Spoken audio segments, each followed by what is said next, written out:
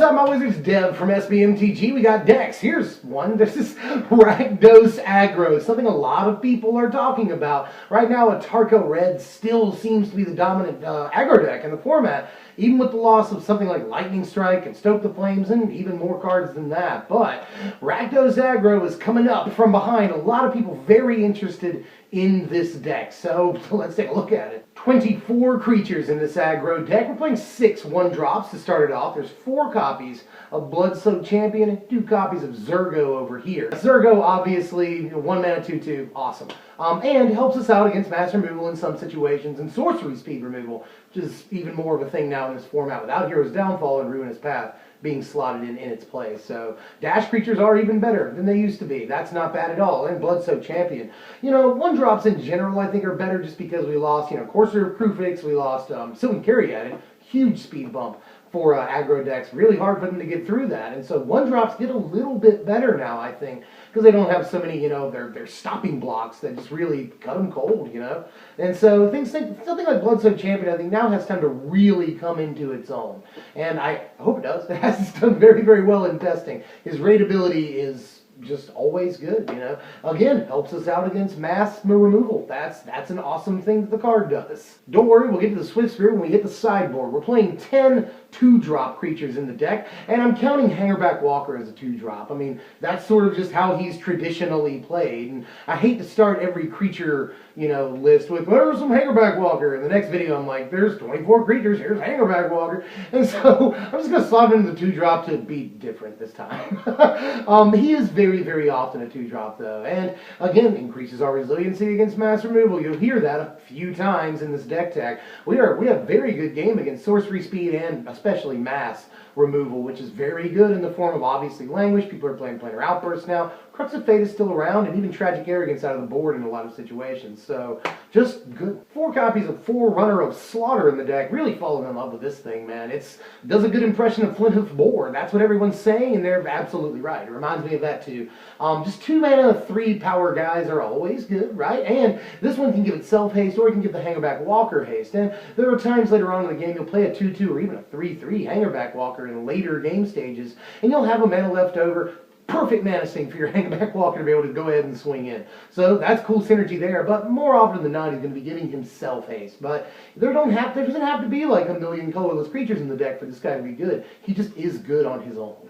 3 copies of Makindi Sliderunner. The card gets more important as the days go on now. It used to be, beginning of the format, 1 of in red aggro-based decks. Now you see 2 and 3 ofs, because the card is just really, really consistent, This comes down in this deck more often than not on turn 2, and then turn 3 you play Forerunner and a land. You have the Forerunner haste, Makindi Sliderunner gets the boost, you swing in with both of them. That's a really good turn sequence. Not quite synergy, but good turn sequence, And there's other stuff to talk about. You could just play Abbot of Carol Keith, but I like this a little bit better in this deck. We're not playing a ton of non-creature spells the way, something like Abbot wants us to do, Makindi Sliderunner just a little bit more consistent in this slot than something like Abbot is. But I do want to make room in the sideboard for Abbot because we're doing something special out of the sideboard. You'll see. You'll see.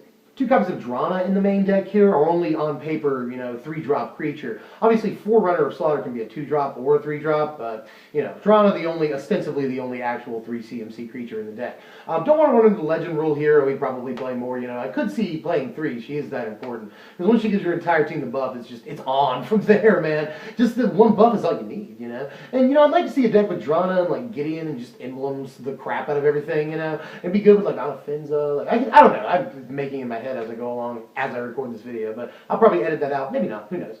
But in any case, Drana is just balls. Like, the card is fantastic. Really, really good. Ties the whole room together. Perfect 3-drop for the deck.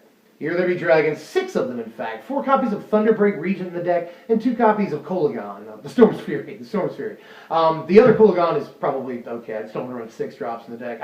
I'm not really sure how much I like Dragon Lore, but that's a conversation for another day. Kolaghan the Storm's Fury is crazy and keeps showing up in black-red aggro lists, and even a couple of the Dark Jeskai lists that I've been looking at. This is a card in those, so, and it really proves its worth, especially when it can swing in with Thunderbreak Regent and just give your entire team this huge boost, Can come down at dash with haste, that's crazy. And another card that helps us out against, sorcery speed, mass removal, which is pretty much every mass removal piece in the entire format. So just a lot of things going for us. You know, if we play Kolaghan, let's do it. I don't have to talk too much about Thunderbreak. Just really, really great 4-drop, 4-power flying. That's ridiculous and super amazing upside. You know, more resiliency basically. 11 spells in all that aren't creatures in the deck. We're playing 10 of them burn too, so it's not like a traditional burn deck or anything. It's just good to know that 10 of your spells can hit them for damage, including 4 whole copies of Wild Slash in the deck. I could see slotting like 1 or 2 copies out, maybe playing Ultimate Price, depends on your local meta and how much of the sort of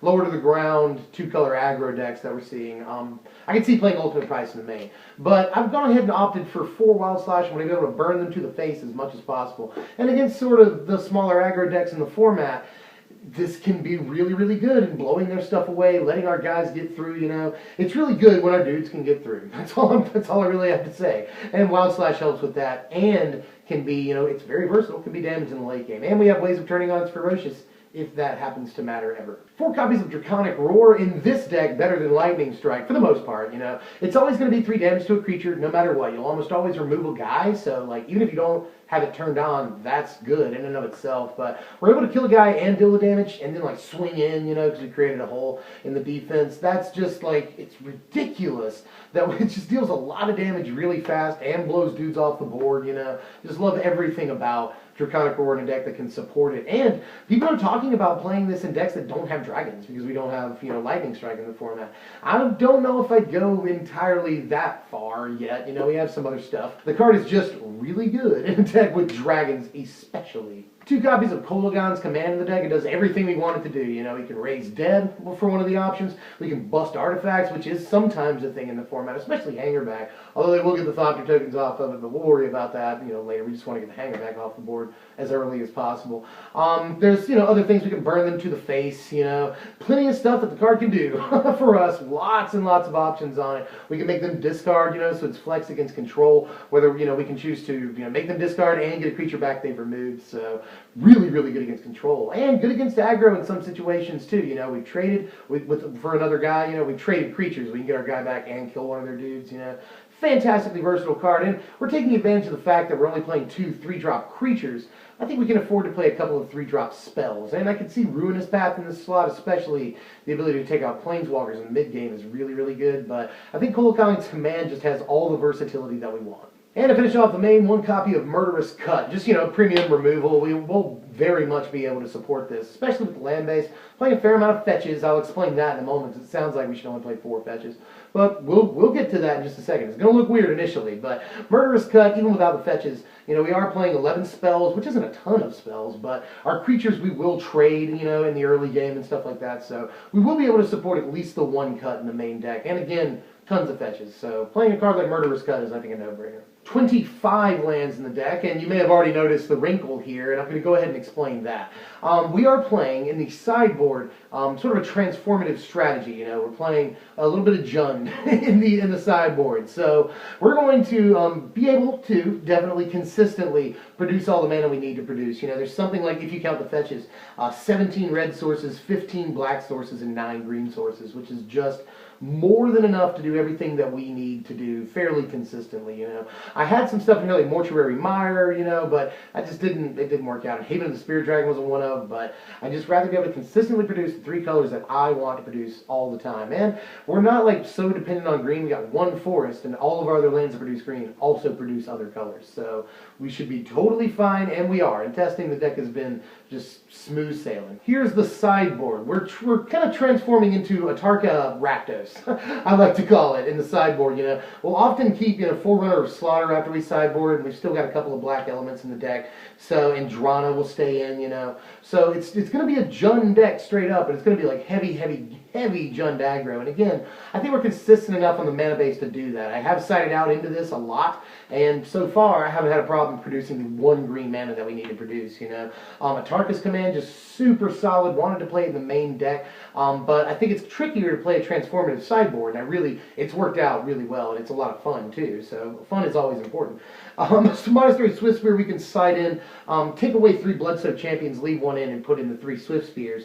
Become Immense, we can side out the 2 Kolaghan's of Storm's Fury, because it's going to be really, really high up on the curve. We might even side out a land if we do that, and for the Battle Rages, we can side out Hangarback Walkers, you know, and it pretty much all evens out. Aside from that, we got Fountain Invocation, Ruinous Path, and Kolaghan's Command sort of rounding out the sideboard against big threats, planeswalkers, and control in some ways. So we got a lot going on for us here, and if we didn't have the transformative sideboard, we'd have a lot of options open to us in these two main colors, and then green somewhat. But I really, really like the idea of the transformative sideboard here, especially being able to just come at them from out of nowhere. They think you're playing Rakdos aggro, then you come out of nowhere with like Become Immense plus Team or Battle Rage. Just absolutely ridiculous.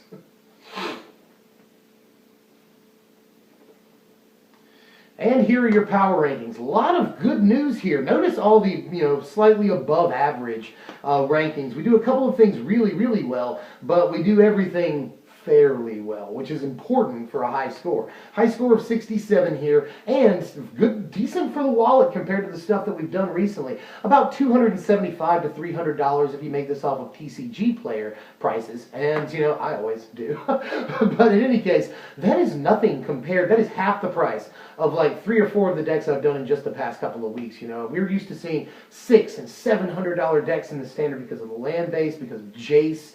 But in this deck, we are still playing a pretty expensive land base. We're playing Hangarback Walker. Drana fetches a pretty penny. But some cards have gone fairly down. We can get Thunderbreaks for cheap. Bloodsoaked Champions and Zurgos are fairly cheap. Kolaghan's Command is still up there, which kind of sucks. But the deck is fairly budget compared to a lot of the decks that we've done on the channel in just the last couple of weeks. So half price for a really, really good deck. That's a breath of fresh air, I say. Not to mention that we sideboard into what is currently the best aggro deck in the format, hands down. And you'll never see it coming after the first game.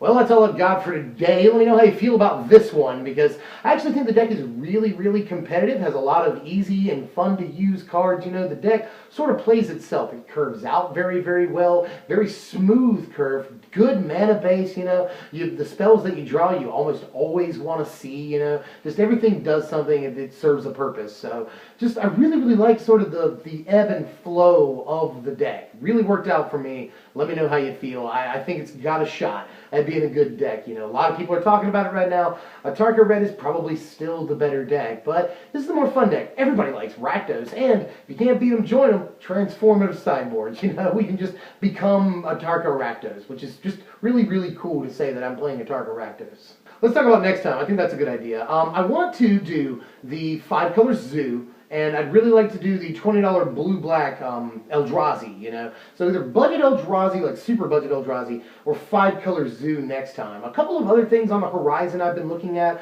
that I'm really interested in, especially the Dark Jeskai deck. The Jeskai deck that adds black for like Crackling Doom and Butcher the Horde, and maybe a couple of other things depending on what build you're looking at. But those are the two, specifically important cards for the deck. Really, really like the way that thing looks, and haven't shuffled up a game with it yet. I just really like the cut of its jib, And I'm really, really experimenting with this black-white control. Somebody brought it up in the comments, and I'd already been testing it out for, a few days. I've just been looking at lists and stuff like that. What can be done with it? And for a fairly decent price in this format, you can do black-white control and just leave the blue out. We don't need counter spells. We don't need counter spells. We've got all the removal you can shake a stick at, right? And some really important threats in the form of planeswalkers. So black-white control is looking really, really good to me, and I've played a few games with it now, and it's pretty smooth, man. I like it a lot. So let me know how you feel about all 4 of the decks that I've just brought up here, and I'll bring one to you next time. If you enjoyed the content, do us a solid like,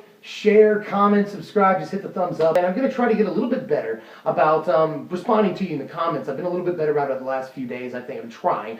But I just had a lot to do the last couple of months, Just this past weekend, I had a marriage ceremony. If you see that right there, you've probably been like, hey, he never wears a ring. That's because this is the one ring, you guys. So haven't been able to, respond too much. I've been doing all I can just to put content on the channel. So hopefully there will be a little bit more content. I'll be able to respond to you guys in the comments a little bit more. So let us know how you feel about the deck, the channel, any upcoming decks, stuff you want to see. Just let us know, and I'll try my best to respond to you guys. I'll see you guys later, man. Thank you, sincerely. Thank you for watching, my wizards.